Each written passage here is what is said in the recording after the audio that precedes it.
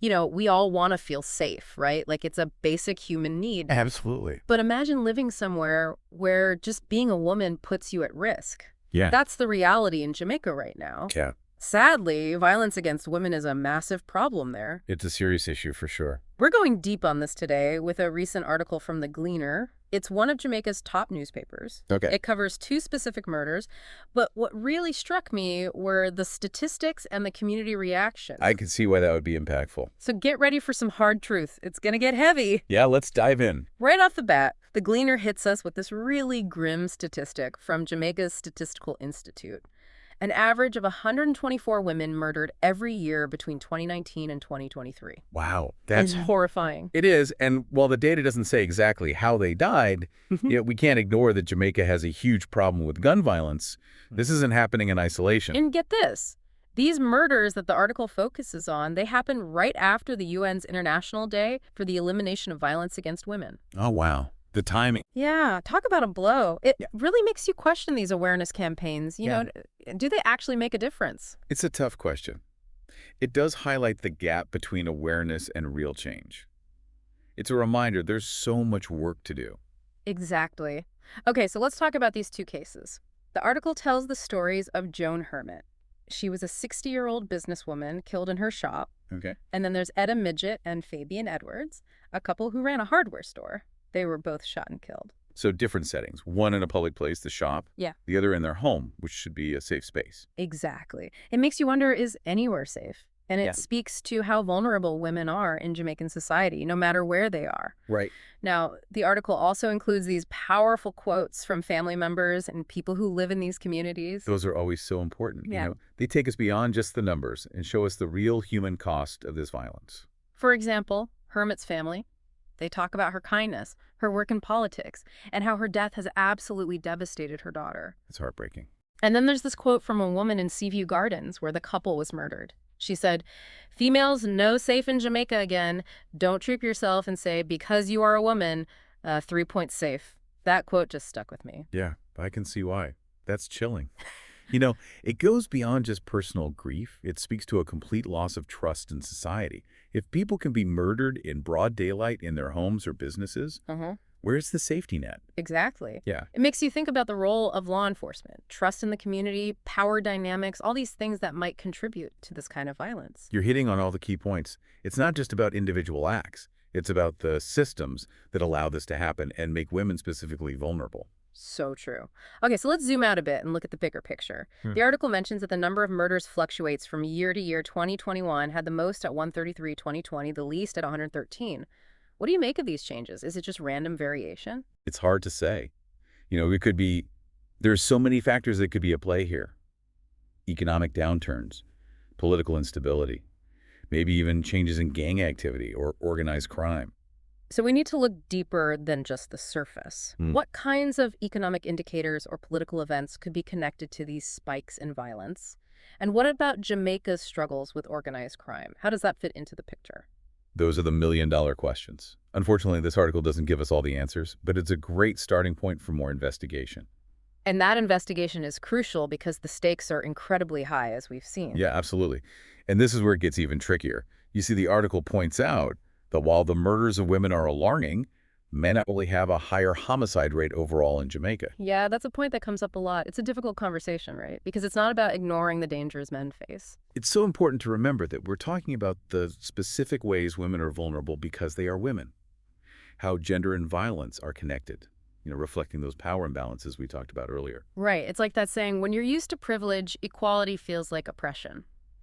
We're not trying to minimize anyone's suffering, but we have to understand the unique ways different groups are targeted. Exactly.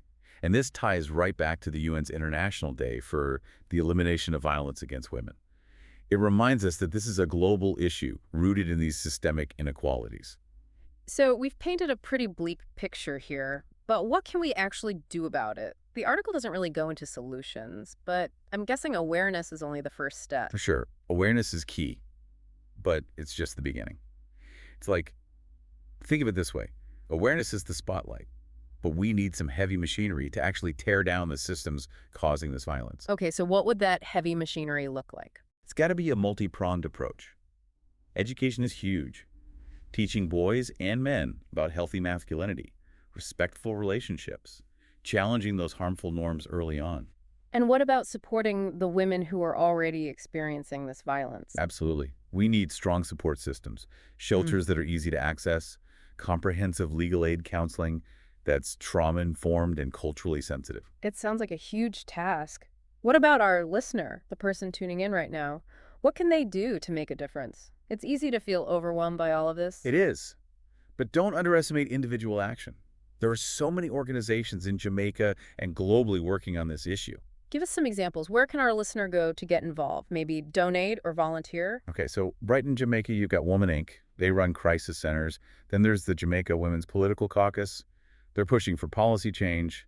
And the Bureau of Gender Affairs. They're working on this at the government level. And for those listening outside Jamaica, because this isn't just a Jamaican problem, right? Not at all. It's a global epidemic. On the international level, you have groups like UN Women, the Global Fund for Women, and the International Center for Research on Women. And don't forget about those grassroots organizations working right in your own community. So there are ways to get involved. But what if someone's thinking, this is just a cultural problem in that country. It's not my problem. How do we get past that kind of apathy? Education and empathy are key. First of all, culture isn't static. It's fluid. It changes. Yeah. We all have a role in shaping the culture we want. And second, human rights are universal. No exceptions.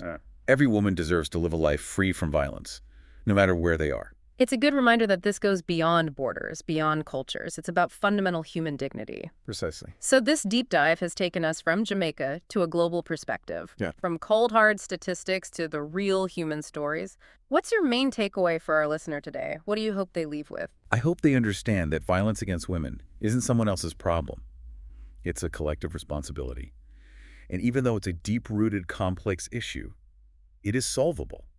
It takes individual action, systemic change, and a global commitment to ending the inequalities that fuel it. Yeah, it can feel overwhelming for sure. But you've laid out these different ways we can create change. It's a powerful reminder that even though we focused on Jamaica, this is really a global crisis. Exactly. This article about Jamaica, it's just one piece of a much bigger picture. And it's heartbreaking.